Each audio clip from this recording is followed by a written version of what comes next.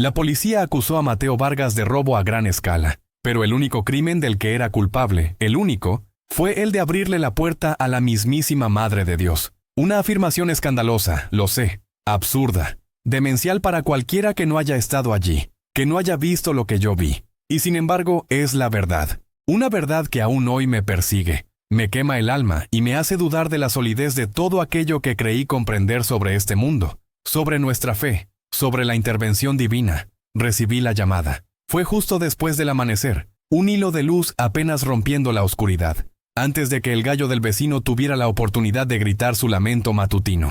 El teléfono de la sacristía, un aparato viejo y ruidoso, rasgó el silencio con su repique insistente. Me sobresalté. ¿Quién a esa hora? Era Elena. Su voz, rota. No rota por el dolor de un duelo, sino por un pánico gélido. Una confusión tan profunda que se sentía palpable incluso a través del cable. Balbuceaba. Frases cortadas. Palabras sin sentido. Padre, la policía.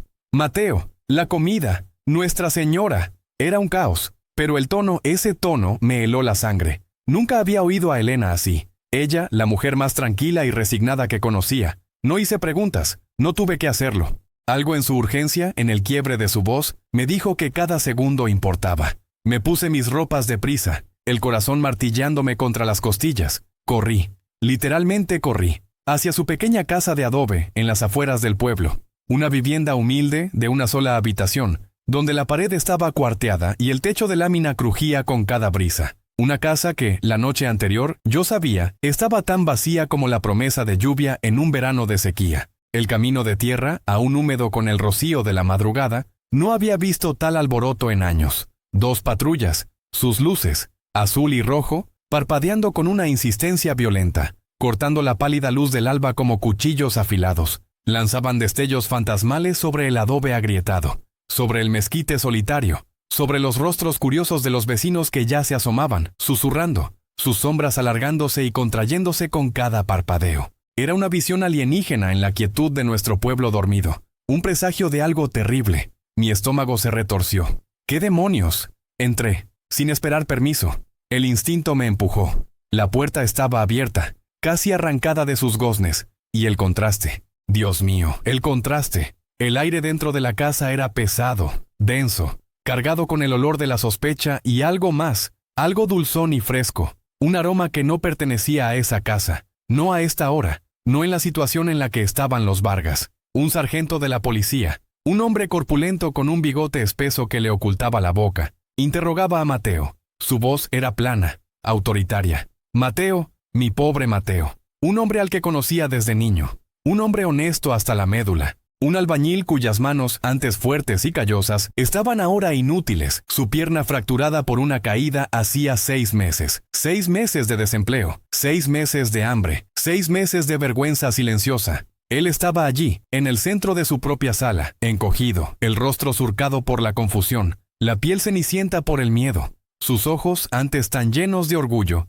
ahora eran pozos de una desorientación profunda. No parecía culpable, parecía desorientado. Como un animal atrapado por una fuerza que no comprende. Y entonces lo vi. El imposible. La casa de los Vargas, la que yo sabía que estaba dolorosamente, descaradamente vacía la noche anterior, rebosaba. No, la palabra rebosaba es insuficiente. Estaba inundada, atiborrada, explosiva, con una cantidad imposible de comida. Cajas de verduras frescas se apilaban en un rincón. Zanahorias brillantes, chiles verdes, tomates rojos y relucientes. Sacos de frijoles y arroz, inmensos, tan pesados que apenas podían moverlos, formaban una pequeña montaña junto a la estufa de leña. El techo, de por sí bajo, parecía inalcanzable. Quesos, enteros, redondos y amarillos, brillaban sobre una mesa improvisada. Había jarras de leche fresca, con el sudor frío de la mañana cubriendo sus costados, y panes calientes. El aroma a pan recién horneado flotaba en el aire, pesado y embriagador, tan incongruente con el olor a desesperación y miedo que llenaba la habitación. No era solo comida para una familia, era el botín de un almacén entero, de una tienda de abarrotes completa. El sargento, con su voz monótona pero firme, repetía la misma pregunta una y otra vez. Una pregunta sencilla, lógica, policial. Una pregunta que no tenía ninguna respuesta lógica en el contexto de esa casa, de esa familia, de ese pueblo. ¿Cómo consiguió todo esto, señor Vargas? ¿De dónde salió de la noche a la mañana toda esta mercancía? Mateo balbuceaba. Negaba con la cabeza. Miraba a Elena que sollozaba en silencio en una esquina, abrazando a su pequeña Sofía. Miraba el suelo. Miraba al techo. Sus ojos se fijaban en la comida, como si él mismo no pudiera creer lo que veían. Sus manos, las que antes construían muros, ahora temblaban incontrolablemente. Yo tampoco podía creerlo. Mi mente, entrenada en la lógica de la fe, en la razón que sustenta nuestros dogmas, se retorcía. Buscaba una explicación, un camión de reparto, un benefactor secreto, un error, cualquier cosa que pudiera atar esa abundancia inexplicable al Mateo que yo conocía. Al Mateo hambriento, al Mateo honesto, pero no había nada. No había una sola hebra de lógica que conectara la noche anterior, cuando yo mismo había visto su despensa vacía, con esta explosión de provisión. No existía ninguna explicación terrenal. Era un milagro, o un crimen. La policía naturalmente se inclinaba por lo segundo. Yo no lo sabía. Solo sabía que estaba allí, que era real, y que mi mundo, el orden que creía comprender, se había quebrado. Era la mañana más extraña de mi vida. La mañana en que la policía acusó a un hombre de un robo que, en su esencia, era la manifestación más divina que jamás había presenciado. No podía explicarlo entonces. Aún hoy, años después, las palabras se me resisten, pero esto es lo que sé. Esa noche, en la oscuridad más profunda de la desesperación, la Santísima Madre de Dios tocó a la puerta de una casa, y lo que dejó atrás cambió todo para siempre. Y la policía solo quería saber, ¿cómo? Antes de aquel torbellino de sirenas y acusaciones, antes de que el sol de la mañana revelara la inexplicable abundancia que llenaba la pequeña casa de adobe, antes de la conmoción y el escándalo que sacudieron la tranquila rutina de nuestro humilde pueblo, había un silencio profundo y persistente, tejido con los hilos invisibles del hambre y la desesperación, que se había cernido sobre la familia Vargas como una nube densa y amenazante. Yo había presenciado su descenso gradual en aquel abismo. Había sido testigo de la erosión lenta pero implacable de su esperanza, y cada vez que mis ojos se cruzaban con los suyos, sentía el peso de su sufrimiento en mi propio corazón. Conozco a los Vargas desde que llegué a esta parroquia, hace ya casi 2 décadas. Mateo, un hombre de pocas palabras pero de una presencia sólida, era la columna vertebral de su hogar. Sus manos, antes fuertes y callosas por años de labor como albañil, eran la personificación de su orgullo. Recuerdo haberlo visto construir la nueva torre del campanario de nuestra iglesia, ladrillo a ladrillo, bajo el sol abrasador, con una maestría y una dedicación que eran una oración en sí mismas. Su espalda ancha y sus músculos definidos hablaban de una vida dedicada al trabajo honesto y al sustento de su familia. Siempre me saludaba con un asentimiento respetuoso y una sonrisa rápida. Sus ojos oscuros reflejando la sencilla bondad de un hombre arraigado a su tierra y a sus principios. Para él, proveer era un deber sagrado, una expresión tangible de su amor por Elena y sus hijos. Elena. Su fe es algo que, incluso en mis años de ministerio, rara vez he visto tan pura y tan inquebrantable. Es una fe silenciosa, profunda como el desierto que nos rodea. Un pozo de confianza en Dios que nunca parecía agotarse, sin importar cuán secas se volvieran las circunstancias a su alrededor. No era una fe ruidosa, de grandes exclamaciones o gestos grandilocuentes. Era la fe manifestada en el rosario de cuentas de madera desgastadas que sus dedos recorrían sin cesar, susurrando oraciones casi inaudibles, un rosario que parecía una extensión de su propia alma. Sus ojos, a menudo sombríos por la preocupación, siempre conservaban una chispa de esperanza, un reflejo de la luz divina que guiaba su camino. Ella era el ancla espiritual de su familia, la que recordaba a Mateo que, incluso en la noche más oscura, Dios no los había abandonado. Y luego estaban sus hijos, la pequeña Sofía, de apenas 6 años, con unos ojos grandes y vivaces que solían brillar con la curiosidad y la alegría propias de la infancia. Recuerdo su risa cristalina llenando el patio de la iglesia después de misa, persiguiendo mariposas, sus cabellos negros revoloteando al viento. Era una niña llena de vida, de esas que te recuerdan la inocencia y la promesa del mundo. Y el bebé, cuyo nombre nunca mencionaban, casi como si temieran que la pronunciación pudiera traerles aún más pena, era un pequeño bulto de vida que, en los primeros meses, había llenado la casa de arrullos y balbuceos, la promesa de un futuro. Los veía en misa cada domingo, una visión constante y reconfortante. Mateo siempre en la misma banca, con Elena a su lado y los niños en el regazo o acurrucados junto a ella. Pero con el paso del tiempo, mi corazón comenzó a encogerse con cada domingo que pasaba. Sus rostros, antes llenos de una vida modesta pero digna, se volvían cada vez más delgados, sus pómulos más pronunciados, la piel tensa sobre los huesos. Sus hombros, antes erguidos por la resiliencia del campesino, se encorvaban cada vez más, no solo bajo el peso del cansancio físico, sino bajo el peso invisible de una carga que no era solo material, sino también espiritual y emocional. Era el peso de la incertidumbre, del miedo, de la desesperación que, como una plaga silenciosa, comenzó a invadir su hogar. La vida de los Vargas tomó un giro brutal e inesperado hace 6 meses. Mateo, en una de sus jornadas de trabajo en el pueblo vecino, sufrió una caída desde un andamio. No fue una altura muy grande, pero la manera en que cayó le fracturó la pierna de una forma complicada, dejando su rodilla destrozada. Lo recuerdo en la cama del pequeño dispensario, su rostro pálido y sudoroso, no tanto por el dolor físico, sino por la angustia que ensombrecía sus ojos. Me dijo con voz quebrada: «Padre, ¿cómo voy a mantenerlos ahora? Mis manos están bien, pero mis piernas son mis cimientos. Sin ellas no soy nada». Su orgullo, ese orgullo noble de un hombre que se define por su capacidad de proveer, se había hecho añicos con el hueso de su pierna. Al principio hubo algo de ayuda de la comunidad. Los vecinos ofrecieron pequeñas cantidades de maíz o frijol. La gente de la iglesia, con sus propios recursos limitados, contribuyó con lo que pudo. Pero nuestro pueblo es pequeño, y la pobreza, como una maleza resistente, está siempre presente en el ambiente. El pozo de la caridad comunal no era infinito, y las necesidades de los Vargas, día tras día, semana tras semana, comenzaron a superar lo que podíamos ofrecer. Vi la desesperación instalarse en Mateo como un huésped no deseado. Primero fue un ceño fruncido constante, luego una irritabilidad que no le era propia. Finalmente, un silencio pesado que lo separaba de Elena, de los niños, incluso de Dios. Solía visitarlos con frecuencia, llevando alguna pequeña provisión,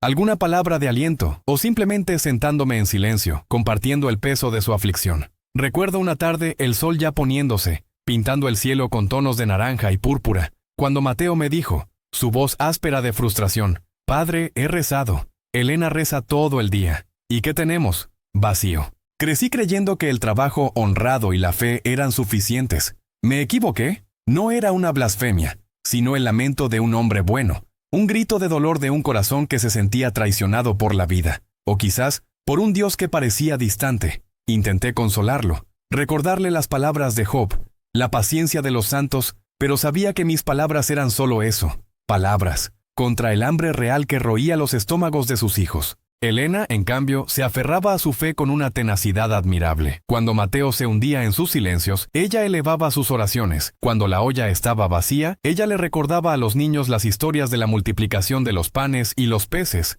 o la historia de Elías y la viuda de Sarepta. Su fe era su escudo, su consuelo, su única arma contra el embate de la realidad. Pero incluso en ella pude percibir el desgaste. Sus ojos, aunque aún esperanzados, tenían ojeras profundas. Su figura, siempre delgada, se había vuelto frágil. Los niños eran el barómetro más doloroso de su declive. Los ojos grandes de Sofía, que antes bailaban con vida, ahora a menudo se mostraban velados, una tristeza prematura que empañaba su brillo infantil. Su risa se había extinguido, hablaba menos, jugaba menos, y pasaba largas horas sentada en el umbral de la puerta, mirando el camino de tierra con una mirada vacía, como si esperara algo que nunca llegaba. ¿Y el bebé? El llanto del bebé es un sonido que ningún padre, ninguna madre y ningún sacerdote puede escuchar sin que le duela el alma. Al principio era un llanto fuerte, exigente, el reclamo saludable de una criatura hambrienta. Pero con el paso de los meses, a medida que la leche de Elena disminuía y las pocas papillas disponibles se agotaban, el llanto del bebé se volvió más débil, más lastimero, un gemido constante que perforaba el silencio de la casa y el corazón de sus padres. Era el sonido de la desesperación silenciosa. Cada domingo, cuando los veía en la iglesia, la transformación era impactante. Las ropas que antes les quedaban justas, ahora les colgaban. Los cuellos de sus camisas, antes impecables, se veían arrugados y desgastados. Sus pasos al entrar a la iglesia se habían vuelto arrastrados, como si el mismo suelo se negase a soportar su peso. Sofía se acurrucaba en el regazo de Elena, sus ojos cerrados, no por devoción, sino por agotamiento. El bebé a veces dormía plácidamente en los brazos de su madre, un sueño más parecido al letargo que al descanso reparador, un descanso ganado no por la plenitud, sino por el agotamiento de su pequeño cuerpo. Mi corazón se apretaba en mi pecho cada vez que los veía comulgar, sus manos temblorosas al recibir la sagrada Eucaristía, sus labios murmurando un amén que sonaba a súplica desesperada. Sabía que para ellos esa pequeña hostia era, en un sentido muy real, el único alimento que podían garantizarse, el único pan que les ofrecía algún consuelo. Y yo, su pastor, me sentía impotente. Había rezado por ellos, había buscado ayuda, pero la cruda realidad de nuestra existencia en este rincón del mundo era que, a veces, incluso la fe más fuerte y el trabajo más honesto no podían desviar el curso de la escasez. El silencio y el hambre eran los cimientos de su existencia. Y el aire en su pequeña casa se había vuelto tan denso con la desesperación que casi se podía cortar con un cuchillo. Aquellos días antes del milagro, antes de que el pueblo entero se convulsionara con la aparición de la comida, la familia Vargas había llegado a su límite. Habían sido despojados de todo, salvo de su fe, y para Mateo incluso esa fe estaba a punto de colapsar. La necesidad de un milagro no era ya una petición, sino un grito silencioso que ascendía desde lo más profundo de su ser. Un grito que, estoy convencido, el cielo no podía ignorar. Su historia, antes de la mañana de la policía, era la de una familia al borde del abismo, esperando, sin saberlo, un toque en su puerta. El camino de tierra que llevaba a la casa de los Vargas era un lienzo polvoriento bajo el sol implacable de México, un sendero que ya conocía de memoria, trazado por innumerables visitas pastorales. Sin embargo, ese día las pisadas de mis sandalias se sentían inusualmente pesadas, como si cada paso arrastrara el peso invisible de las cruces que cargaban mis ovejas. El recuerdo de mi última visita a Mateo y Elena, días antes de aquella mañana caótica con las patrullas, me oprimía el pecho. La escasez, que antes era una sombra lejana, se había vuelto una presencia tangible. Un huésped no invitado que se había instalado en cada rincón de su humilde morada, sofocando la poca luz que quedaba. El silencio y el hambre, como bien lo había notado, eran los cimientos de su existencia, y el aire en su pequeña casa se había vuelto tan denso con la desesperación que casi se podía cortar con un cuchillo. Mientras caminaba, el sol de la tarde se cernía sobre el pueblo como un manto pesado y ardiente. El aire vibraba con el calor, y el único sonido era el chirrido incesante de las cigarras, un coro monótono que acentuaba la quietud del lugar. Las casas de adobe, de un color terroso que se mimetizaba con el paisaje árido, parecían languidecer bajo la canícula. Cada grieta en sus paredes, cada teja desprendida del techo, contaba una historia de lucha y resistencia. Sentía la arena fina colarse entre los dedos de mis pies, un recordatorio constante de la tierra que nos daba la vida y a veces nos la negaba con su dureza. La polvareda que levantaba con cada paso se asentaba en mis vestiduras, pero era el polvo de la pobreza, el aroma de la carencia, lo que verdaderamente se adhería a mi espíritu. A medida que me acercaba a la casa de los Vargas, noté la ausencia de los pequeños ruidos cotidianos que solían animar el vecindario. El ladrido juguetón de un perro, el golpeteo de un martillo, el murmullo de una conversación. La quietud allí era diferente, una quietud cargada, como la que precede a una tormenta. Incluso el canto de las cigarras parecía amortiguarse al llegar a su umbral. Me preocupaba. Era mi deber como pastor no solo ofrecer consuelo espiritual, sino también reconocer las necesidades más básicas, esas que pueden devorar el espíritu de un hombre más rápido que cualquier duda teológica. Mis manos se sentían inútiles, mis oraciones insuficientes frente a la realidad de un estómago vacío. Llegué a su pequeña vivienda de adobe, con la puerta de madera ligeramente entornada, una invitación silenciosa o quizás una señal de que no tenían nada que ocultar, ni siquiera la desolación. Llamé suavemente y escuché el arrastrar de pasos en el interior antes de que Elena abriera la puerta por completo. Su rostro, enmarcado por unos mechones oscuros que se escapaban de su trenza, estaba más delgado de lo que recordaba, y la piel se le pegaba a los huesos de las mejillas. Sus ojos, antes chispeantes con una fe inquebrantable, ahora parecían custodiar un dolor profundo, aunque su sonrisa, pequeña y cansada, todavía intentaba asomarse. «Padre Miguel», dijo, su voz un susurro que apenas rompía el pesado silencio. ¡Qué sorpresa! Adelante, por favor. El interior de la casa era, como siempre, inmaculadamente limpio.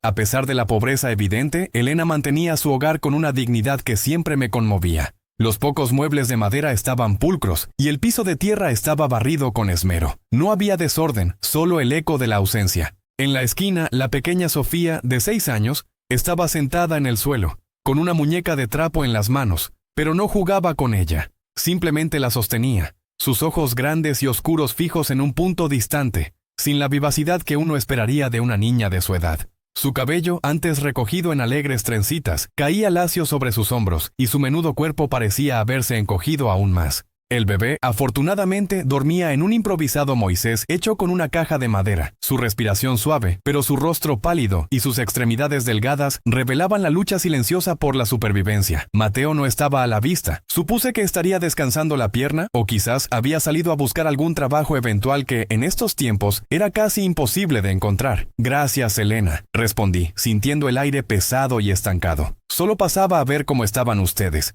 Y a Sofía, mi pequeña amiga. Me agaché para saludar a la niña, que me miró con una expresión seria antes de esbozar una sonrisa fugaz, casi fantasmal. Elena me ofreció el único gesto de hospitalidad que podía. Un vaso de agua. Es lo único que tenemos, padre. Ya no nos queda ni un grano de café. El agua, que debería haber sido fresca y reparadora en ese calor, se sentía tibia en el vaso. La acepté con una gratitud que era más para ella que para mí. Cada sorbo era un recordatorio de lo que significaba vivir sin lo básico. El agua era el consuelo más elemental, pero su simple ofrecimiento hablaba de una carencia que iba más allá de lo material. En un pueblo donde el café era casi un rito, su ausencia en la casa de Elena era una señal de alarma. Me imaginé el esfuerzo de buscar el agua, de guardarla celosamente, de ofrecerla a un visitante con la vergüenza de no poder ofrecer más. Mientras bebía, un nudo se me formaba en el estómago. Sabía que venía para observar, para confirmar lo que mi corazón ya intuía. Pero ver la realidad con mis propios ojos, sentirla en el ambiente, era una cosa muy diferente. Necesitaba una excusa para asomarme a su despensa, algo que no hiciera sentir a Elena que dudaba de su dignidad. «Elena», comencé con un tono casual, aunque sentía que mi voz temblaba ligeramente. «Se me ha antojado un café con un poquito de azúcar. Por casualidad le queda algo de azúcar por ahí. Para el fondo de la parroquia, claro. Podría reponerlo mañana». La mentira era piadosa, pero me dolía pronunciarla. No había necesidad de azúcar en la parroquia, pero era la forma más delicada que se me ocurría para fisgar. Ella me miró con una melancolía que no pudo ocultar. «Ay, padre, lo siento mucho, pero ya no nos queda nada. La poca que teníamos se acabó la semana pasada». Su voz se apagó al final de la frase. «Puede pasar a la cocina si gusta, para que lo vea usted mismo». La invitación, aunque dolida, fue la que esperaba. La seguí hasta la pequeña cocina. El fogón de leña, normalmente humeante, estaba frío y apagado. No había olla sirviendo, ni el dulce aroma a tortillas recién hechas que a menudo llenaba las cocinas mexicanas. El silencio era total, salvo por el susurro de nuestra respiración. Con el corazón encogido me acerqué a la despensa. No era una despensa grande, solo un nicho excavado en la pared de adobe, con un par de estantes de madera toscamente labrados. Al abrir la puerta, un ligero crujido rompió la quietud, y el olor a polvo y aire viciado, en lugar del aroma a especias o grano, me golpeó. Mi mirada se posó en el interior y mi alma se contrajo. No era simplemente que estuviera escasa, era una declaración rotunda de nada. Los estantes de madera, limpios y descoloridos, se erguían como lápidas de comidas pasadas, vacíos y desolados. Donde debería haber sacos de frijoles, arroz, harina de maíz, botellas de aceite y frascos de chiles en vinagre, solo había aire. Unos cuantos chiles secos, arrugados y sin vida, colgaban de un clavo, como vestigios de una abundancia lejana. En el fondo de uno de los estantes, un diminuto puñado de harina de maíz se adhería a la madera, apenas suficiente para un atole aguado para el bebé. El estante superior, completamente vacío, parecía burlarse de ellos con su desnudez. Una mofa cruel a la esperanza. El impacto fue físico. Sentí un frío escalofriante en el pecho, a pesar del calor sofocante del exterior. Mis ojos se empañaron por un momento. Había visto la pobreza innumerables veces, pero esta desnudez total, esta ausencia absoluta de provisiones en el lugar que debería ser el corazón nutricional de un hogar, me golpeó con una fuerza abrumadora. Era la manifestación más cruda de la desesperación. Era la visión de una familia al borde del abismo, no por elección, sino por la crueldad de las circunstancias. El eco que el silencio hacía en esa despensa vacía era el sonido del hambre. Cerré la puerta de la despensa con la misma suavidad con la que la abrí, intentando mantener la compostura, intentando no mostrarle a Elena la angustia que me invadía. Pero ella, con su sensibilidad innata, ya lo había notado. «Lo siento, padre», dijo ella de nuevo, su voz aún más baja, con un matiz de vergüenza que me destrozó el alma. No había nada de qué disculparse. Sin embargo, su dignidad la hacía sentir responsable de la cruda realidad. «No, Elena»,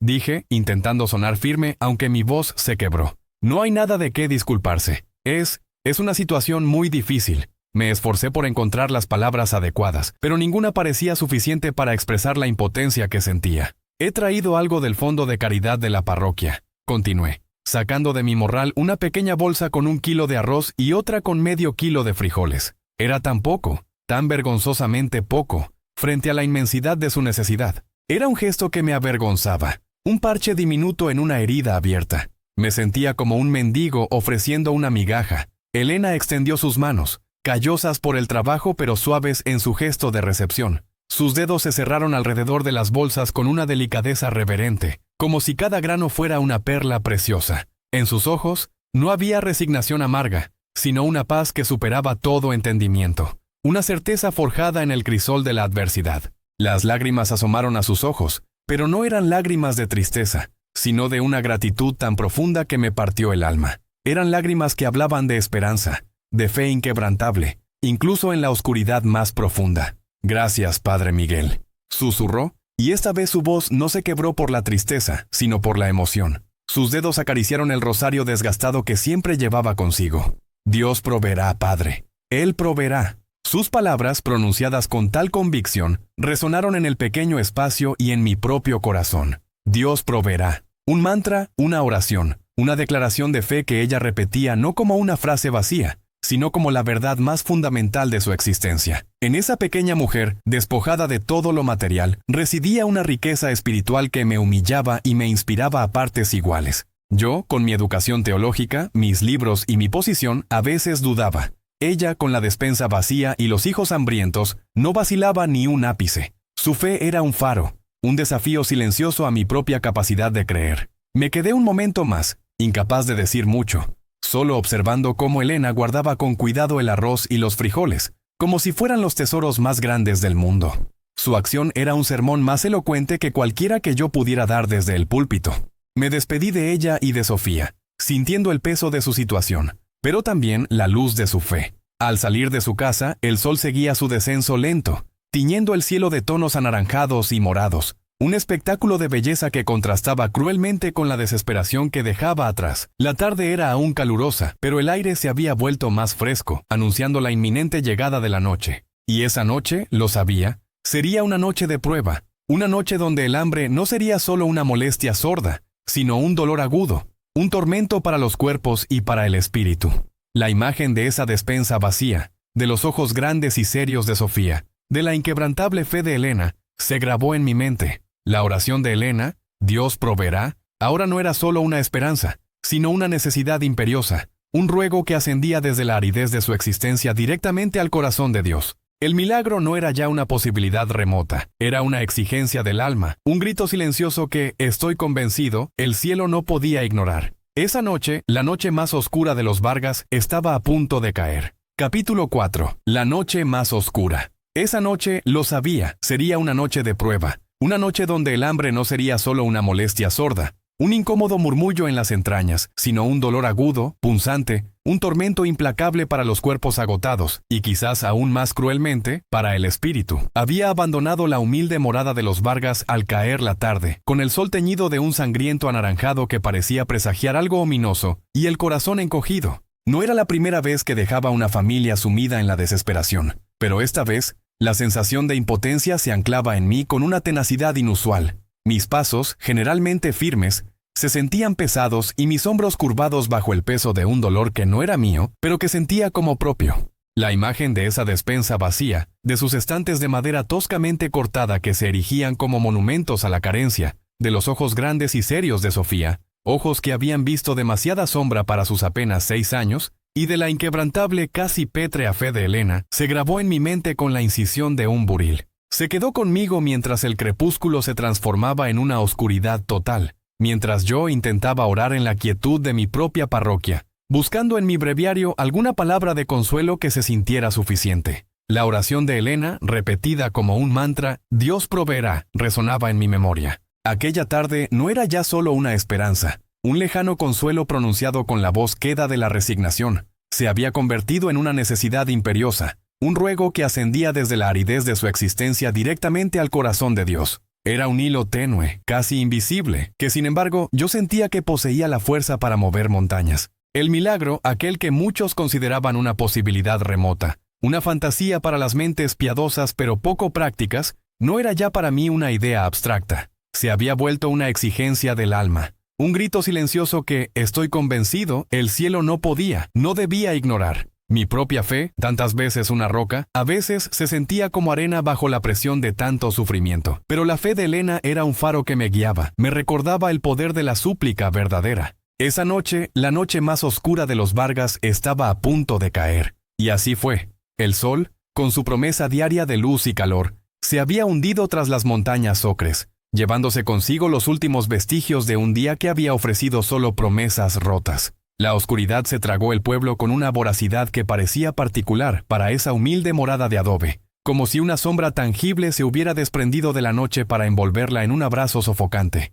Las escasas luces del pueblo se encendieron, una a una, débiles parpadeos contra el manto inmenso, pero ninguna parecía alcanzar la casa de los Vargas, sumiéndola en una penumbra que se sentía más densa, más fría. El viento que a veces aullaba por el valle, esa noche apenas susurraba, un aliento gélido que se colaba por las rendijas de las ventanas y las puertas, trayendo consigo el aroma seco de la tierra y la promesa de un frío que calaría hasta los huesos. Podía imaginarlo, el aire helado arrastrándose por el suelo de tierra apisonada, subiendo por las paredes de adobe que absorbían el calor del día y lo devolvían con la misma indiferencia con la que la tierra absorbe la lluvia y luego se seca bajo el sol implacable. Dentro de aquella casa, el silencio se había vuelto una carga más pesada que cualquier palabra, más opresivo que cualquier acusación. No era el silencio pacífico de la contemplación, sino el pesado mutismo de la desesperación, donde cada crujido de la madera, cada leve suspiro, se magnificaba hasta convertirse en un estruendo. El calor de la tarde, que un par de horas antes había sofocado el aire, se había disipado por completo, dejando un frío que no era únicamente del exterior, un frío que parecía emanar del vacío interior de sus estómagos, un gélido abrazo que no solo congelaba la piel, sino que también helaba la esperanza.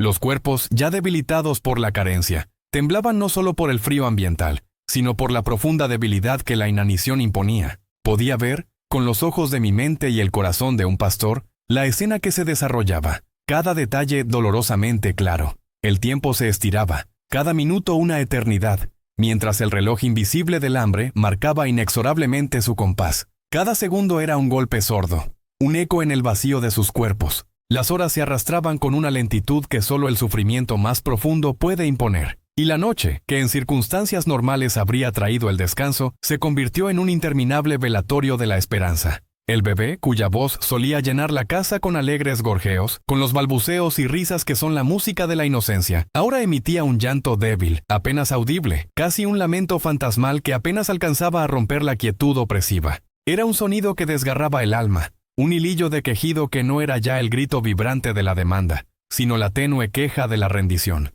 Su cuerpecito, diminuto y frágil, parecía encogerse más aún, y sus pequeños puños se abrían y cerraban en un gesto inconsciente de desesperación. Sofía, en su pequeño catre al fondo de la habitación, se quejaba en sueños, sus piernitas inquietas, buscando inútilmente una posición de consuelo, su cuerpecito incapaz de encontrar el alivio, la paz que el alimento le negaba. Me preguntaba si soñaría con los pocos dulces que a veces le ofrecía, o con la leche tibia que hacía tanto no probaba. Mateo, el hombre que con sus manos callosas y fuertes había levantado paredes y techos de incontables casas en el pueblo, cuya fortaleza física era su orgullo y su sustento, se sentía ahora inútil, despojado de su dignidad. La mirada del que ha perdido su propósito, la del guerrero sin armas, debía ser la suya. La cojera de su pierna fracturada era un recordatorio constante, doloroso, de su impotencia, un hierro candente que le marcaba cada vez que intentaba moverse. Lo imagino sentado en el único banco de madera que la casa poseía. Un mueble rústico y pesado, con la cabeza entre las manos, los codos apoyados en la mesa que hacía días no albergaba una comida digna de ese nombre.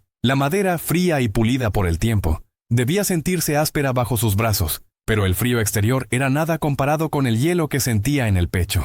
La imagen de sus hijos sufriendo, sus pequeños cuerpos retorciéndose de hambre, lo carcomía por dentro como un fuego lento y persistente, quemando no la carne, sino el espíritu. No podía mirar a Elena, no podía sostenerle la mirada, pues en sus ojos veía no reproche, sino una fe inquebrantable que él sentía que no podía igualar. Una fe que en ese momento lo hacía sentir aún más pequeño, más desesperado. La frustración y la rabia impotente se acumulaban en su interior, una marea creciente de amargura que amenazaba con ahogarlo. Fue entonces cuando su fortaleza, esa misma que había admirado en él desde que lo conocí como un joven trabajador y lleno de sueños, se quebró. No fue un estallido violento, de gritos y rotura de objetos, sino el sonido sordo de un puño golpeando la madera de la mesa, un impacto ahogado por la desesperación, por la falta de aliento que dejaba la angustia. El sonido en el silencio opresivo de la casa debió ser ensordecedor. Un eco de la fractura interna que Mateo experimentaba. Se irguió ligeramente. Su cuerpo temblaba con una mezcla de agotamiento y furia contenida. Su rostro desencajado, marcado por las sombras de la lámpara de aceite. Sus ojos, antes llenos de orgullo, ahora ardían con una desesperación cruda. ¿Dónde está tu Dios ahora, Helena? Irrumpió su voz, ronca, casi irreconocible, rota por una mezcla de rabia impotente y angustia pura. Cada palabra era un raspado en la garganta, un esfuerzo que venía de lo más profundo de su ser. No era un grito de blasfemia, no. Eso lo sabía con la certeza de mi corazón de pastor. Era el lamento desgarrado de un padre que veía a sus hijos consumirse ante sus ojos, un ruego teñido de indignación, una súplica lanzada al vacío, a un Dios que parecía ausente. ¿Nos oye? ¿Ve a nuestros hijos pasando hambre? ¿Dónde está la providencia que tanto invocas?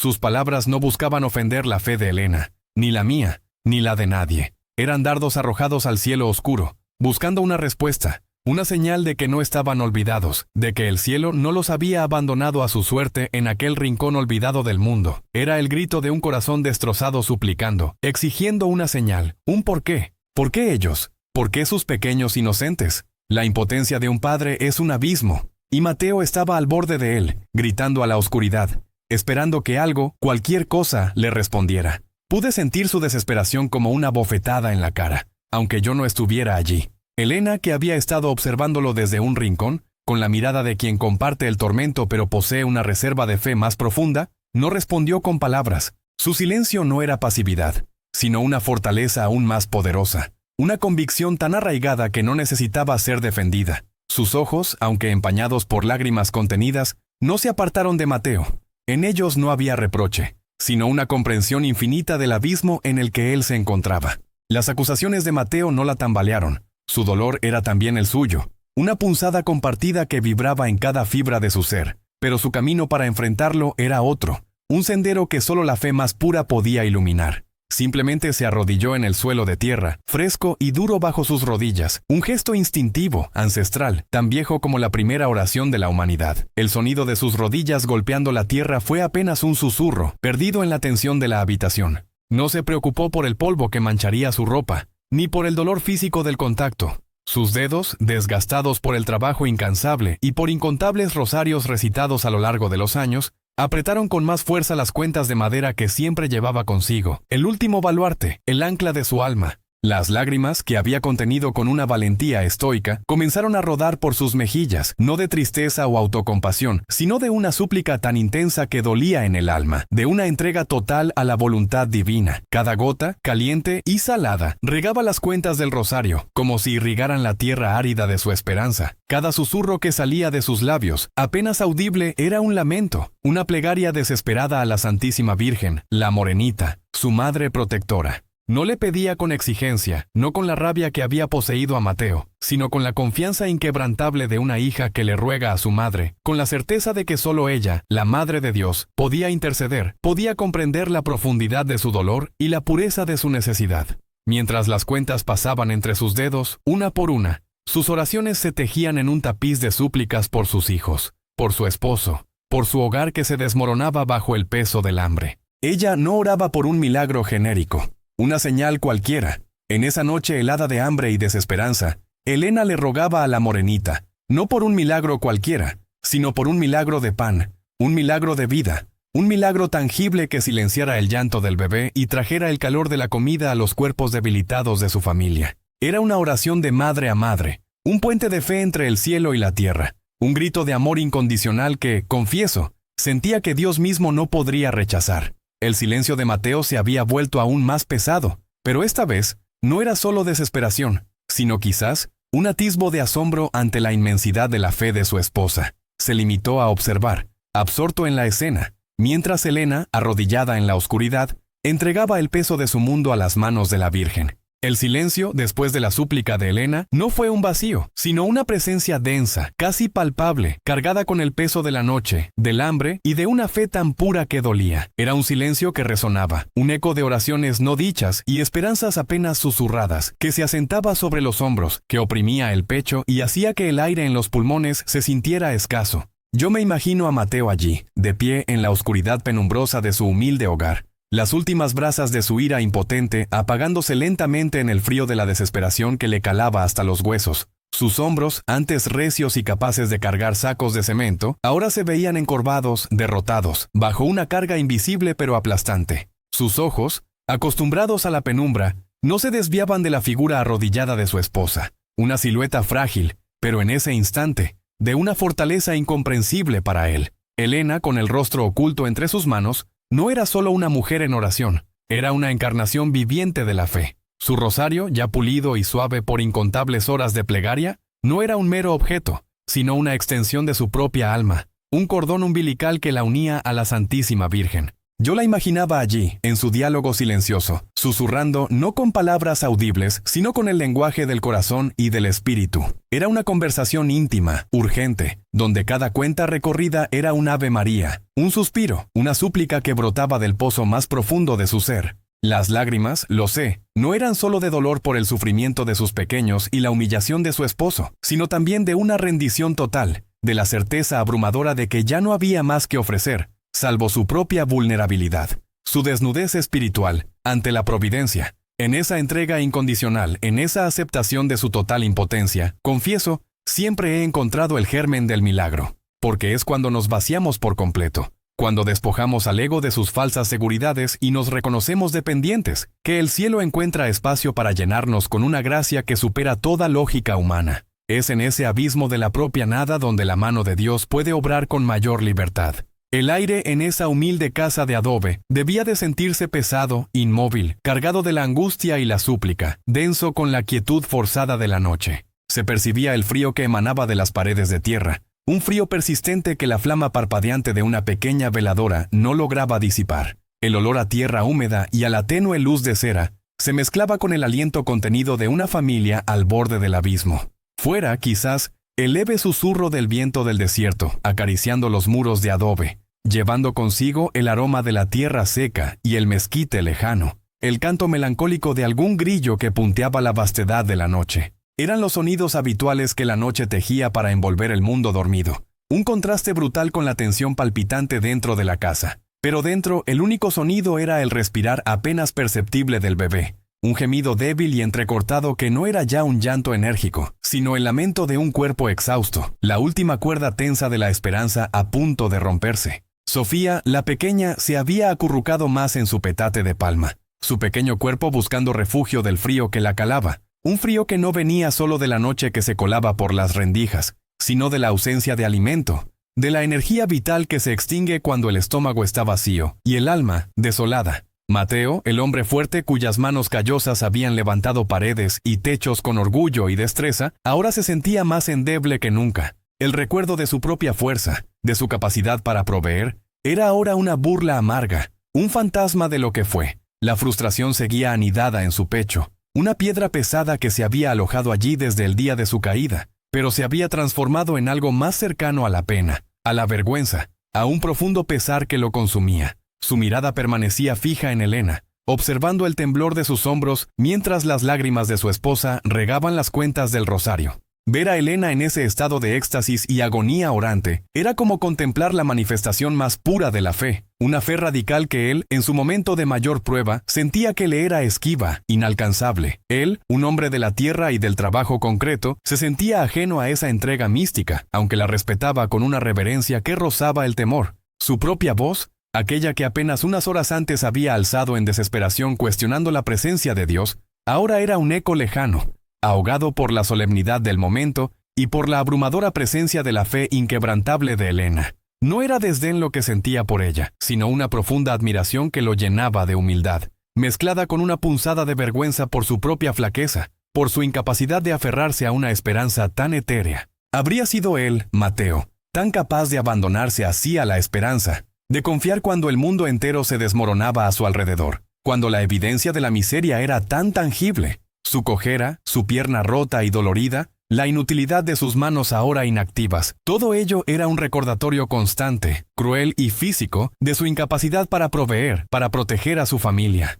Y en esa incapacidad, en esa absoluta nula posibilidad de acción, ¿dónde quedaba el hombre que había sido? Solo quedaba el padre, el esposo, despojado de todo orgullo, de toda su identidad de proveedor, observando a su esposa aferrarse a una promesa invisible, a una fe que él, en ese momento, no podía sino envidiar. Su propia fe, siempre más arraigada en la acción que en la contemplación, se sentía ahora como un cimiento resquebrajado. Y fue entonces, en ese abismo de silencio y desolación, justo cuando la noche se inclinaba sobre su punto más oscuro, cuando la luna, si es que asomaba, ya debía estar declinando, y las estrellas más antiguas empezaban a palidecer, cuando la esperanza parecía tan solo una palabra hueca, que apenas se atrevía a pronunciar por miedo a romper el frágil equilibrio de su desventura. ¿Qué ocurrió? Un sonido que rompió la densa quietud no con violencia, sino con una delicadeza ensordecedora. No fue un trueno que resquebrajara el cielo en 1000 pedazos, ni el grito agudo de un animal asustado en la lejanía, ni el golpeteo violento y exigente de un cobrador impaciente. Fue algo mucho más sutil, casi un roce, pero en la intensidad de esa oscuridad, en la hipersensibilidad de esos oídos y corazones acostumbrados al silencio del hambre, se sintió como un terremoto interno, una vibración que recorrió hasta la médula de sus huesos, un toque, suave, casi tímido, en su delgada puerta de madera. Esa misma puerta desgastada que tantas veces había abierto para la promesa de un día de trabajo y que, en los últimos meses, solo se había abierto para más desilusiones o para las pocas migajas que yo, desde la parroquia, podía ofrecer. Padre, les juro que hay momentos en la vida en que lo más insignificante se vuelve colosal, en que un susurro puede ser más ensordecedor que un grito. La providencia a veces se manifiesta en la delicadeza más extrema, para que no quepa duda de que no es la fuerza humana, sino la gracia divina la que actúa. En la soledad y el mutismo de esa casa, en el vacío que el hambre había dejado no solo en sus estómagos, sino en sus almas, aquel leve sonido reverberó en el aire pesado, en las fibras de su ser. No era el crujido familiar de un muro que se asienta, ni el roce constante y monótono de una rama delgada contra la madera en una noche de viento. No. Era un toque deliberado, una intención clara, un contacto humano, o al menos, algo que imitaba el contacto humano con una precisión tan perfecta que helaba la sangre y encendía una chispa de terror mezclada con una incredulidad abrumadora. Mateo se encogió, un sobresalto primitivo recorriendo su cuerpo como una descarga eléctrica. Sus ojos, ya perfectamente acostumbrados a la penumbra casi absoluta, se clavaron en la puerta de madera, esa misma puerta que la noche anterior había significado el fin de toda esperanza. El umbral que no se abriría para traer sustento, solo más noches vacías. Su corazón, que un momento antes latía con el peso opresivo de la desesperación y la resignación, ahora golpeaba en su garganta con la fuerza de un tambor frenético, un ritmo desbocado que hacía temblar cada nervio de su cuerpo.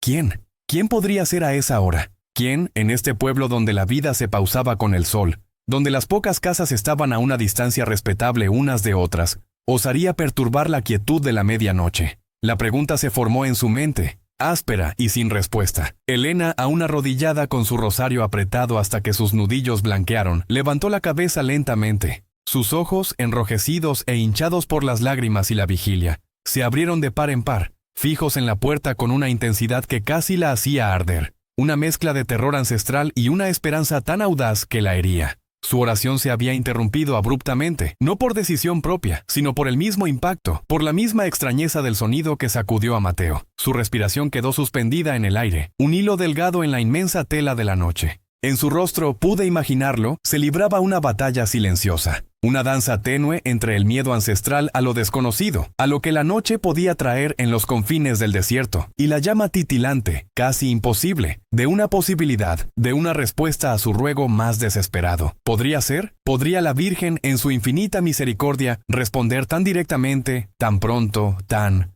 físicamente? La fe, por profunda que sea, no siempre disipa el miedo, a veces lo acompaña, lo transforma en una expectativa tensa, un temblor reverente. En los pueblos pequeños, en los confines del desierto donde la luz eléctrica era un lujo y la oscuridad reinaba, un golpe en la puerta pasada la medianoche casi nunca trae buenas noticias. Mis años de párroco me han enseñado esto, me han mostrado el rostro sombrío de la noche cuando irrumpe en la paz del hogar. Es la hora de los avisos fúnebres de parientes lejanos, de los accidentes inesperados en caminos solitarios, de los maleantes que acechan en la oscuridad, amparados por el manto de la noche. El pensamiento lógico de Mateo se habría aferrado a estas explicaciones sombrías, cada una más desoladora que la anterior. Un cobrador de deudas, quizá, que había esperado la noche para añadir la humillación al apremio económico, para extraer hasta la última gota de dignidad. Alguien que venía a traer la noticia de que su trabajo se había perdido definitivamente, que ni siquiera había la esperanza más remota de una rehabilitación, ¿De una recuperación completa de la pierna? ¿Alguna desgracia? ¿Más grande? ¿Algún bandido que había osado cruzar los límites del poblado, buscando lo poco que la miseria había dejado? Mateo era un hombre de la tierra, de lo concreto, de lo que podía tocar y construir con sus propias manos, de lo que podía ver y sopesar. Un milagro era una idea hermosa, una historia que contar en el púlpito un domingo por la mañana, un cuento para inspirar, pero no algo que tocara a la puerta de su propia casa, en la oscuridad más profunda, cuando su estómago rugía y sus hijos lloraban de hambre. La razón se negaba a aceptarlo. La fe de Elena era de otra estirpe, una fe que se nutre del misterio y de la confianza absoluta en la voluntad divina, una fe que no necesita explicaciones lógicas para existir, sino que se nutre de la esperanza. Para ella, cada sonido, cada evento, por improbable que fuera, podía ser la mano de Dios actuando en el mundo. Pero incluso para ella, la fe, por profunda que fuera, no siempre disipaba el miedo, sino que lo transfiguraba, lo hacía coexistir con la esperanza en un delicado equilibrio. Y en ese instante, el miedo era un animal que se había despertado en el pecho de Mateo. Un temor primario y visceral que le dijo que era mejor permanecer inmóvil, ignorar el toque, esperar a que lo que fuera que estaba al otro lado se marchara tan misteriosamente como había llegado. Pero Elena no dijo una palabra. Su silencio, cargado de una elocuencia que superaba cualquier grito, era su respuesta. Sus ojos, llenos de una mezcla de aprensión y una esperanza casi dolorosa, se encontraron con los de Mateo en la penumbra. En esa mirada no había mandato, no había reproche, no había exigencia, solo había una súplica muda, una invitación a la confianza, a la apertura, a tomar un riesgo que su propia fe, en ese momento, no podía permitirse ignorar. Ella había rezado, había rogado a la Madre de Dios con el corazón desgarrado, y ahora, un toque. ¿Podría ser? ¿Podría la Virgen, en su infinita misericordia, responder tan directamente, tan pronto, tan físicamente a una súplica tan sencilla y tan profunda? Mateo dudó un segundo más, un segundo que debió sentirse como una eternidad, un lapso de tiempo suspendido entre la desesperación y la inminencia de lo desconocido. Podía sentir el pulso en sus sienes, martilleando como pequeños tambores, el temblor apenas perceptible en sus manos callosas y marcadas por el trabajo. El frío de la noche se filtraba por las rendijas de la puerta, un frío que se le metía hasta los huesos y lo hacía tiritar, pero que no era tan intenso como la expectativa que ahora lo consumía por dentro, un fuego helado que le quemaba el alma. Su cojera, que antes era solo una carga física, ahora parecía una metáfora de su alma herida, de su espíritu debilitado. Cada paso hacia la puerta sería un acto de voluntad, no solo de sus músculos agotados, sino de su espíritu, de su fe que apenas se atrevía a asomar. Se obligó a moverse, a dar un paso, luego otro, un esfuerzo colosal, cada movimiento una batalla contra el miedo y la inercia, la pierna mala arrastrándose un poco más de lo normal, el peso de su cuerpo cargando sobre la pierna buena, que crujía bajo la tensión. El suelo de tierra bajo sus pies descalzos estaba frío, húmedo en algunas partes, un recordatorio constante de la precariedad de su existencia, de la humedad que se colaba por todas partes, de lo poco que lo separaba de la tierra misma. Cada crujido de la madera en la noche, cada movimiento del aire, cada respiración de sus hijos, se amplificaba en la tensión asfixiante de la espera. El trayecto de unos pocos metros hasta la puerta se hizo interminable. Cada centímetro era un abismo a cruzar. Era como si cada paso lo llevara a un nuevo umbral. No solo físico, sino existencial, un punto sin retorno. Mientras avanzaba en la oscuridad, su mente, seguramente, se debatía entre la esperanza y la resignación. ¿Sería este el golpe final? ¿La última mala noticia que los hundiría por completo en la miseria? ¿La gota que derramaría el vaso de su sufrimiento? ¿O sería por una vez algo diferente, algo inesperado, algo que desafiara toda lógica? Quizás la fe de Elena, que ardía tan brillante en la oscuridad, había logrado, contra todo pronóstico, perforar el velo de la realidad que él conocía, esa realidad dura y tangible que había definido toda su vida. Él, un hombre acostumbrado a la lógica de la construcción, a la dureza de la piedra, a la evidencia innegable de los hechos, estaba a punto de enfrentar algo que desafiaría toda su comprensión, que le haría cuestionar los cimientos mismos de su mundo. Elena, con el rosario aún apretado en la mano, un nudo de oración y ansiedad, se había quedado sin aliento, observando cada movimiento vacilante de su esposo, una estatuilla viviente de fe y expectación en la penumbra. Su mirada no se apartaba de él, ni de la puerta, como si el destino de su familia dependiera de la dirección de sus ojos. Su boca, abierta en una O silenciosa de asombro y ruego, articulaba una plegaria sin sonido, una letanía de confianza en la morenita, que solo su corazón podía escuchar. No solo pedía un milagro de pan, En ese momento, en esa encrucijada entre lo terrenal y lo divino, pedía el coraje para abrirse a él, para recibirlo con pureza de corazón, para comprenderlo más allá de la razón. Mateo llegó a la puerta, su mano áspera rozando la madera desgastada, el calor residual de un día abrasador ya olvidado en el fresco penetrante de la noche. El toque no se repitió, pero su eco, la vibración de su existencia, seguía vibrando en el aire enrarecido. La proximidad a lo desconocido era abrumadora, una presencia inmensa y silenciosa al otro lado. Podía sentir el ligero temblor en sus propios dedos al acercarse al cerrojo. Su corazón, latiendo con fuerza desbocada, se negaba a calmarse. La oscuridad exterior se sentía como un muro impenetrable, una barrera infinita, y solo un delgado tablón de madera, frágil y viejo, lo separaba de lo que sea que aguardaba con una paciencia que no era humana. Era un momento de pura suspensión, un hiato en el tiempo donde el mundo real, con sus crueles verdades, y el mundo de lo posible, con sus milagros, se encontraron y se detuvieron. La casa entera, la familia Vargas, la misma existencia de esos seres al borde del abismo, pendían de la decisión de un hombre. La mano de Mateo se posó sobre el cerrojo oxidado. Su aliento se entrecortó en un nudo de miedo y asombro. Su pulso galopaba.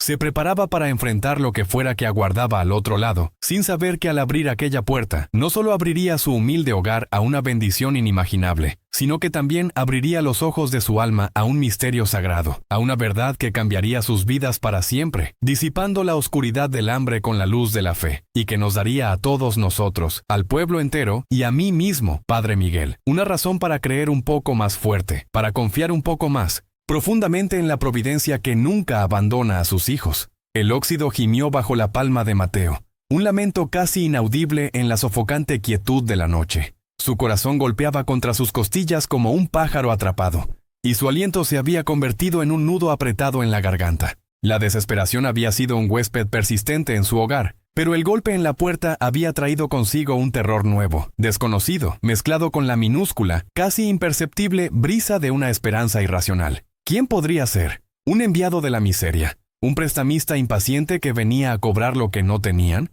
Sus dedos temblaban al asir el cerrojo, el metal frío contrastando con el calor febril de su piel. Del otro lado de la pequeña sala, Elena lo observaba, arrodillada aún en el suelo de tierra, el rosario en sus manos como un ancla en la tormenta. Sus lágrimas se habían secado en el rostro, dejando un rastro salado que brillaba débilmente a la escasa luz de la luna que se filtraba por la rendija de la ventana. Sus ojos, antes hundidos por el cansancio y el ayuno, ahora se fijaban en la puerta con una intensidad que traspasaba la madera. La pequeña Sofía, despertada por el murmullo, se acurrucaba en el regazo de su madre, aferrándose a su rebozo, mientras el bebé dormía con un sueño inquieto, ajeno al drama que se cocinaba en el umbral de su existencia. Mateo giró el cerrojo. Un clic seco. Resonó en el silencio, amplificado por la tensión. El leve crujido de la madera al abrirse apenas unos centímetros reveló una oscuridad impenetrable, salpicada solo por el parpadeo distante de las estrellas. No había nadie. No había ni la sombra de un rostro humano, ni la silueta de un perro callejero, ni el temblor de una rama bajo el viento. El temor volvió a oprimir el pecho de Mateo. ¿Habría sido una ilusión, una cruel jugarreta de su mente exhausta?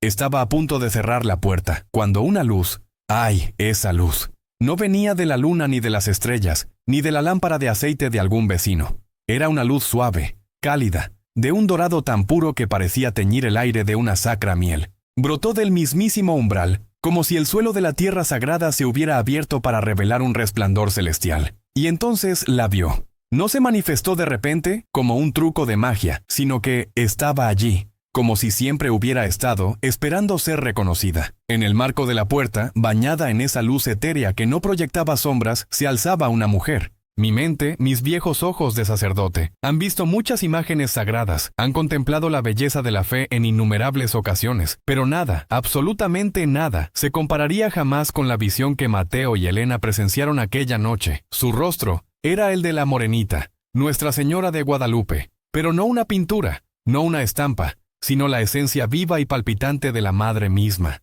Sus ojos, grandes y profundos como el cielo nocturno sobre el desierto, estaban llenos de una compasión tan inmensa, tan absoluta, que toda la carga del miedo, toda la rabia impotente que había consumido a Mateo, se disolvió. Fue como si un torrente de agua fresca cayera sobre un fuego ardiente, extinguiéndolo al instante y dejando solo la ceniza de un asombro reverente. Ya no había temor, solo había un vacío, y en ese vacío, la presencia total de lo divino. No pronunció una sola palabra. Sus labios, de un matiz rosado y sereno, estaban cerrados en una sonrisa tierna, una sonrisa que prometía consuelo y bendición. Su mirada, sin embargo, hablaba volúmenes. Era la mirada de una madre que ve el sufrimiento de sus hijos, que comprende la profundidad de su angustia y que ha venido a aliviarla. Su manto, de un azul tan profundo como el mar y salpicado de estrellas, caía con gracia sobre sus hombros, y bajo sus pies descalzos parecía flotar sobre el suelo de tierra, sin tocarlo. Era imposible,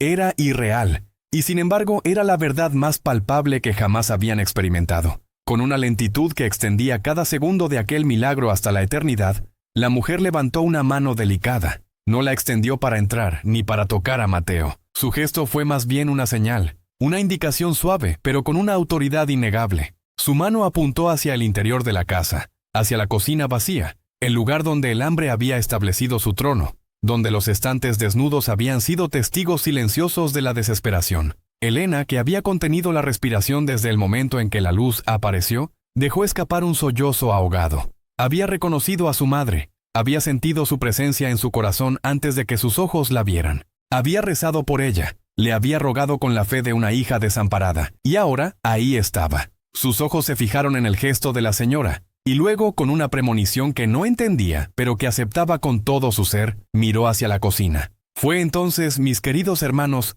cuando lo imposible se desató ante sus ojos, una sinfonía de la creación que desafiaba toda ley conocida por el hombre. Los estantes de madera, antes desoladoramente vacíos, comenzaron a llenarse, no con el tintineo de un repartidor dejando paquetes, ni con la visión de alguien llenándolos a toda prisa. No, los objetos aparecían, como un cuadro que se pinta a sí mismo con pinceladas invisibles. Primero un suave destello, un pequeño parpadeo en el aire, y luego un saco de maíz amarillo, granos duros y relucientes, se materializaba sobre la tabla. Le siguió otro y otro, hasta que la estantería que antes gemía de vacío, ahora crujía bajo el peso de la abundancia. Sacos de frijoles negros, de un brillo profundo, brotaron del éter y se apilaron ordenadamente. Luego, en el suelo, donde solo había tierra apisonada, comenzaron a formarse canastas de mimbre tejidas con esmero, que se llenaban al instante con una profusión de colores vibrantes, rojos de tomate maduro, verdes intensos de chiles serranos y jalapeños, naranjas brillantes de calabazas tiernas, y el amarillo soleado de mangos dulces. Las tortillas calientes, recién hechas, humeantes, se apilaban en un metate de piedra, desprendiendo un aroma inconfundible y reconfortante. El pan. El pan. Pan dulce, conchas y empanadas, con su glaseado brillante y sus dibujos intrincados, aparecieron sobre la mesa de madera, tan cálidos al tacto que casi podían sentir el calor de un horno invisible. El aire, que antes olía a polvo y desesperación, ahora se llenó de una fragancia embriagadora. El aroma terroso de los granos frescos, la dulzura de la fruta madura, el picante fragante de los chiles, y sobre todo el consuelo inconfundible del pan recién horneado. Era el perfume del cielo en su humilde hogar. Mateo y Elena, paralizados por el asombro, por el shock sagrado, no podían moverse. Sus ojos fijos en la mujer, luego en la comida que surgía, luego de nuevo en ella, registraban la escena con una lucidez que la memoria jamás abandonaría. El bebé, que antes lloraba quedamente, ahora estaba silencioso, sus pequeños ojos abiertos, fijos en la luz dorada que llenaba la habitación, como si reconociera la fuente de toda ternura. La pequeña Sofía, que se había despertado por completo, y se había incorporado en el regazo de Elena, dejó escapar un pequeño quejido de sorpresa. Sus ojos, antes apagados por el hambre, brillaban ahora con una curiosidad inocente, sin la mancha del escepticismo adulto. La mujer, Nuestra Señora, desvió su mirada de la comida y la posó en la niña. Con una gracia que conmovía hasta las profundidades del alma, dio un paso hacia Sofía. Su movimiento era ligero, casi etéreo, y parecía no hacer ningún sonido. Se inclinó sobre la niña y con una ternura inefable posó una mano sobre su pequeña cabeza. No hubo palabras, pero el gesto lo dijo todo. Era una bendición, una caricia de la Madre Universal a la hija más vulnerable. Sofía no se encogió. Al contrario, sus pequeños dedos se abrieron, como queriendo alcanzar la mano celestial, y una sonrisa, la primera sonrisa verdadera en semanas, se dibujó en sus labios resecos. Luego, tan silenciosamente como había llegado, la mujer comenzó a desvanecerse. No se dio la vuelta para irse, ni caminó hacia la puerta. Simplemente la luz que la envolvía se hizo más tenue. Sus contornos se volvieron más difusos, como una figura de vapor que se disuelve en el aire. En un instante, donde antes estaba la Madre de Dios, ahora solo quedaba la luz dorada, que también se fue apagando lentamente, hasta que la habitación volvió a sumirse en la penumbra familiar, pero ya no en la oscuridad de la desesperación. Dejó atrás una casa que, la noche anterior, había estado peligrosamente vacía, y ahora rebosaba con una cantidad inimaginable de comida. Sacos apilados, canastas desbordantes, la mesa cubierta de pan recién horneado,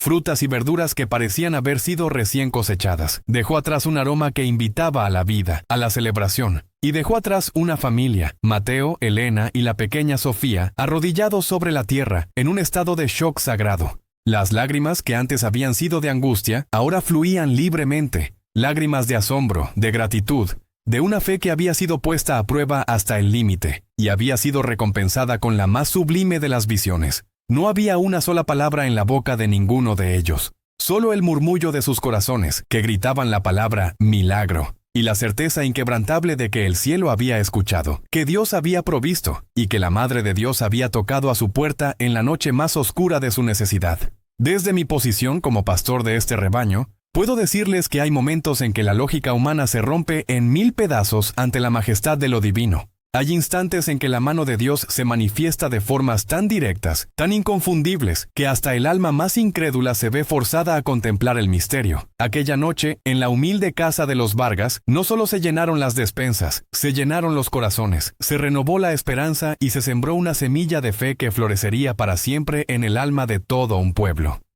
Mis hijos, fue el toque, la caricia, la presencia de la providencia, que nos recordó que, incluso cuando ya no hay comida y la noche se vuelve más oscura, Nuestra Señora siempre tiene pan que ofrecer. La luz, una que no era del sol ni de la luna, sino de un fulgor interior, se disipó tan silenciosamente como había aparecido. Atrás quedaron no el vacío y el hambre, sino una abundancia que desafiaba toda razón. Los Vargas, con el aliento aún atrapado en sus gargantas, se encontraron solos de nuevo en su pequeña casa de adobe, ahora transformada en una despensa desbordante. Sofía, que se había aferrado a la pierna de su padre, parpadeó con ojos grandes y asombrados ante la montaña de maíz, frijoles y frutas que antes no existía. El bebé, acunado por Elena, dejó de llorar. Ya no había necesidad. Las lágrimas de la familia, que antes eran de desesperación, ahora brotaban de una gratitud abrumadora. Mateo, con su pierna coja olvidada por un momento, se arrodilló junto a Elena, abrazando a sus hijos. Sus oraciones no eran súplicas, sino himnos de alabanza, susurrados entre sollozos, mientras sus ojos recorrían una y otra vez la inexplicable provisión. Las palabras eran insuficientes para expresar lo que sus corazones sentían. Habían sido tocados por la mano de Dios, visitados por la Reina del Cielo. La imagen de la mujer, su rostro de la morenita, sus ojos llenos de compasión infinita, se grabó a fuego en el alma de cada uno. Pero la providencia, mis queridos hermanos, a menudo se manifiesta en el mundo de los hombres, donde la fe es un diamante puro pero frágil, fácilmente empañado por la duda y el cinismo. Aquella noche, la luz dorada que emanaba de la casa de los Vargas no pasó desapercibida. El vecino, don Aurelio, un hombre de pocas palabras y mucha desconfianza, cuyo propio corazón había endurecido la vida y las carencias, había visto el resplandor, había oído murmullos extraños, y al asomarse por una grieta en su ventana de madera, su vista se encontró con la imagen de Mateo en la puerta, con esa luz que no reconocía. Y luego, por la mañana, cuando el primer gallo apenas comenzaba a cantar, la vista de lo imposible a través de la puerta abierta de los Vargas, sacos y cajas apilados hasta el techo, el aroma a pan fresco flotando en el aire. Para don Aurelio no había misterio divino, solo una explicación terrenal y pecaminosa: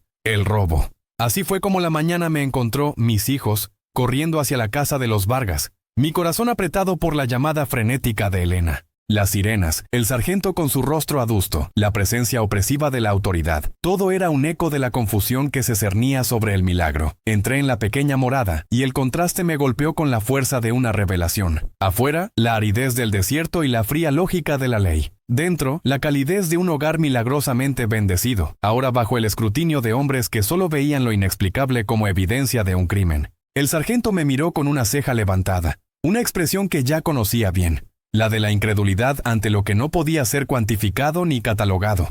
Mateo, con los ojos hinchados y el rostro marcado por la noche más extraordinaria de su vida, intentaba explicar. Su voz temblaba no por miedo a la culpa, sino por el asombro aún fresco de lo que había presenciado. Padre Miguel, fue ella, susurró, y sus ojos se posaron en Elena, buscando confirmación. La morenita, Tocó a nuestra puerta. Ella nos trajo todo esto. Elena, sentada en el suelo junto a sus hijos, sostenía su rosario. Su rostro, aunque cansado, irradiaba una paz que la policía no podía comprender. «Le rogamos, padre», dijo, su voz suave pero firme. «Le rogamos a nuestra madre». Y ella nos escuchó. Ella abrió la puerta del cielo para nosotros. Su fe era un faro, inquebrantable ante la tempestad de las acusaciones. Mis ojos recorrieron la escena. Las cajas de verduras frescas, las bolsas de frijoles y arroz que se elevaban como pequeñas montañas, los quesos artesanales, la leche, el pan. El pan. Un aroma dulce y reconfortante llenaba la estancia. Un aroma que no podía venir de una bodega saqueada. Era la esencia de un milagro, la fragancia de la providencia.